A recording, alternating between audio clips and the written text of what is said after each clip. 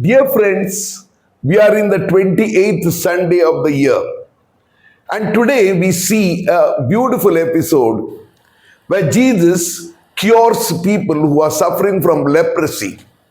As you know very well, lepers were ostracized from the society.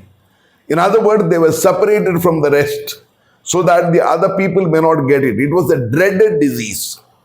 And many times it was not real leprosy as we see it today. It used to be mere skin disease. And such people could not participate in anything in the society.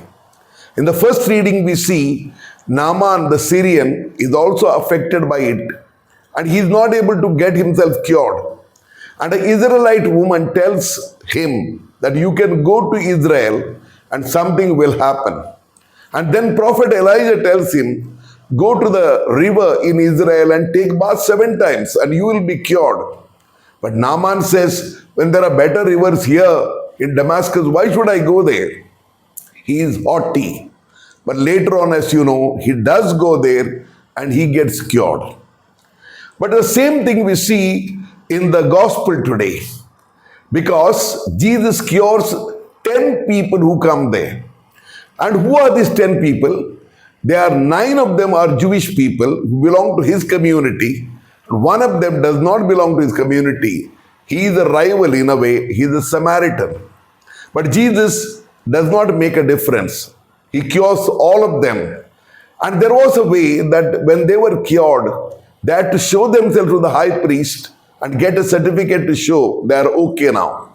Otherwise, they could not live among other people. They were ostracized, separated from the community. And that is terrible because every one of us want to be part of the community and participate in everything that is happening. And these people had to shout and tell the people, we are actually lepers, don't come near us. They had to have disheveled hair, etc. But then Jesus is compassionate towards them. But what happens is that these people don't come back to Jesus to thank him or to tell him that you have done something nice for us. They're quite happy that they are cured and they go away.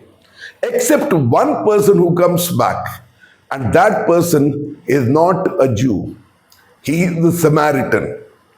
Samaritans in a way hated the Jewish people, and Jewish people hated the Samaritans. But Jesus did not make any distinction. For him, everyone was same.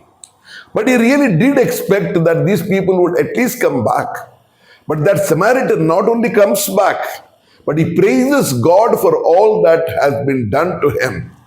In a way, we can say that Jesus healed all of them, but 9 were healed only physically. And this one Samaritan, although he was not a Jewish person, was healed totally. In other words, physically and spiritually. My dear friends, I would therefore like to talk to you about gratitude. We easily say gratitude is the attitude of life. You go for any function, then we ring out the names of the people. We read out so many names because we are afraid that people will feel bad about it. And we feel we are thankful to them. But is that thankfulness? It is not. Today, therefore, let us discuss as to what really being gratitude really means.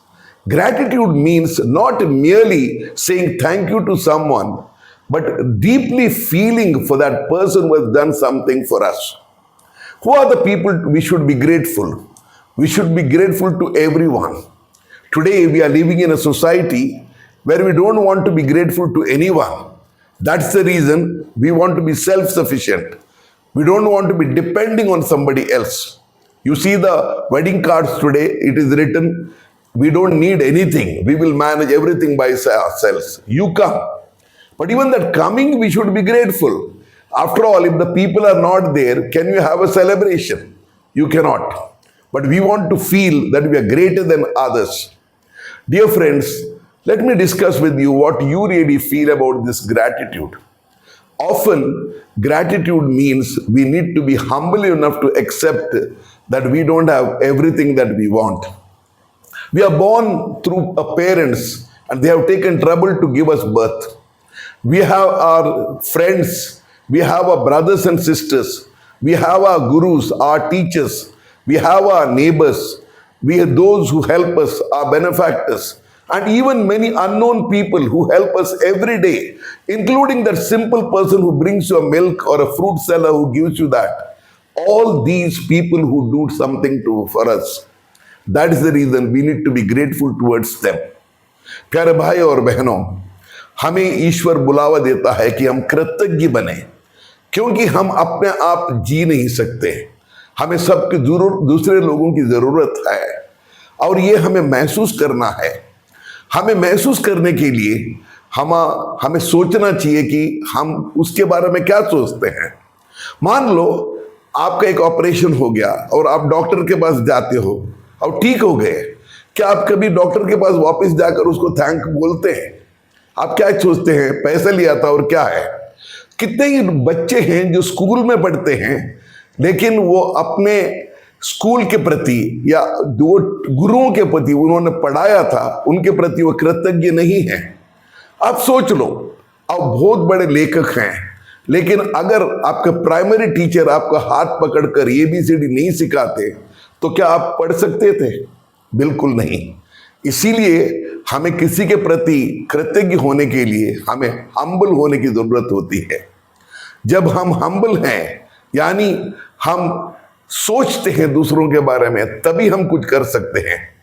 प्यारे भाई और बहनों, हम सोचें gratitude कितना जरूरी है। We all need to be very very grateful to God to, for everything come from God. God gives us free, he gives us this air free, he gives us this love free, he gives us our parents free. We have not asked for it. And often how do we treat our parents when they are old?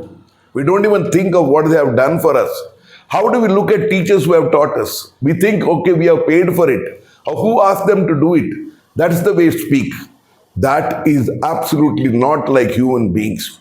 That is definitely people who are not at all grateful to anyone. Dear friends, today let us pause for a while. हम अपने आप सोचें, हम कृतज्ञ क्यों नहीं हैं?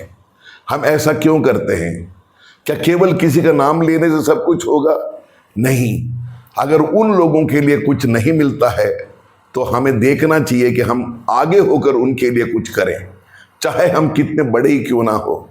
मैं इसको मैं अंत करना चाहता हूँ कृष्ण और सुदामा के बारे में। आपको मालूम है, सुदामा और कृष्ण एक साथ पढ़ते थे, एक ही गुरुकुल में पढ़ते थे, लेकिन सुदामा जो है वो गरीब हो जाता है और अपने घर पर रहता है, और कृष्ण जो है वो द्वारका का वहाँ का राजा बन जाता है। और एक बार सुदामा की वाइफ जो कहती है, जाओ कृष्ण के पास, वो तुम्हारा दोस्त था, क्योंकि हमें कुछ जरूरी है। सुदामा के पास कुछ नहीं होता, केवल कुछ चावल है। वो वहां पर जाता है और कृष्ण उसको आलिंगन करता है, कहता है तू मेरा दोस्त है, और उसको कहता है कि तेरी दोस्ती मैं कभी नहीं भूलूंगा। और जब सुदामा घर जाता है वो सब कुछ मिल जाता है। प्यारे भाई और बहनों, हम इससे महापुराण से हम सीख सकते हैं, ईश्वर जो है हमें सब कुछ देता है, उसके बिना हम कुछ भी नहीं है। Therefore, we should not only be grateful to others, we should go out of the way to be helpful to such people who are simple, ordinary, and who do all the things for them all the time. Because without the others' help, we can do nothing. Thank you. Have a nice day. God bless you.